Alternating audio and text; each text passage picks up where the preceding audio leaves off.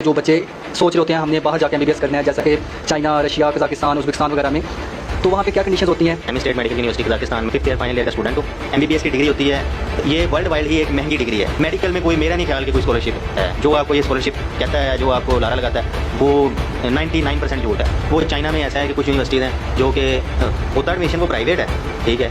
उसमें ये होता है कि फर्स्ट ईयर में वो जो अपनी उनकी परफॉर्मेंस होती है, जो उनके मार्क्स आते हैं, टॉप 10 स्टूडेंट्स को वो देते हैं उस पर स्कॉलरशिप। वो फिर वो थ्रू ऑल द कोर्स वो उनकी परफॉर्मेंस पे मतलब कि होती है स्कॉलरशिप। जो पहला साल है उनका, वो अपनी चाइनीज़ लैंग्वेज वो सिखाते हैं आपको। उनका HSK लेवल 4 वो आपने पास करना होता है। फिर वो यानी कि अगर चाइना से एमबीबीएस करेंगे तो वो 6 साल का बढ़ जाएगा। हाँ, वो 6 साल का। ठीक, चाइना में मोस्टली ये तो फैब्रिक टेक तक चलते रहते हैं एडमिशन। जैसे माइंड में बस ये कि आपका एमबी कैट हो, रिजल्ट आपके हाथ में और आपका वहाँ से एडमिशन लेटर आया हो। एक्सपेंसेस कितने आएंगे जी? कि 20 लाख से कम कोई भी प्राइवेट मेडिकल कॉलेज पाकिस्तान में आपका एमबीबीएस नहीं करवा रहा। उसके बाद फिर वो अगर पाकिस्तान में आता है तो फिर उसके बाद क्या सीन है इसका? उसे NLE का एग्जाम पास करना पड़ेगा, बदलती रहती है। जो इस वक्त पॉलिसी चल रही है उसमें 60% जो है पासिंग मार्क्स आपको चाहिए NLE के एग्जाम में। करंट चल रहा है उसमें ये है कि जो A लिस्टेड यूनिवर्सिटी से स्टूडेंट आते हैं उनको हाउस जॉब पहले दी जाएगी, उनको PRMP प्रोविजनल मेडिकल लाइसेंस वो उनको मिल जाएगा।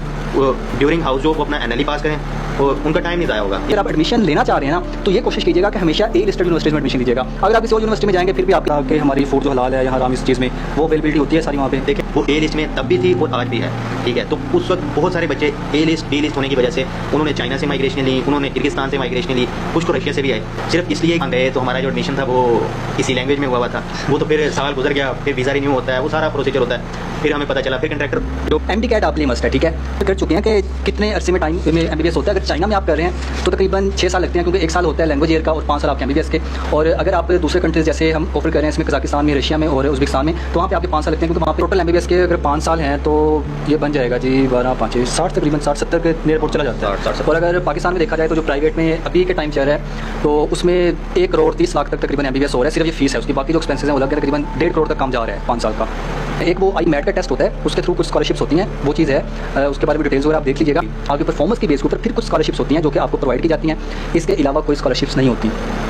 हम जो है वो सारी आपको गाइडेंस प्रोवाइड करेंगे। इसके जो फीस स्ट्रक्चर्स हैं हम मल्टी ग्रुप लिंक भी शेयर कर देंगे, तो उसमें सारी चीज़ें शेयर कर देंगे। और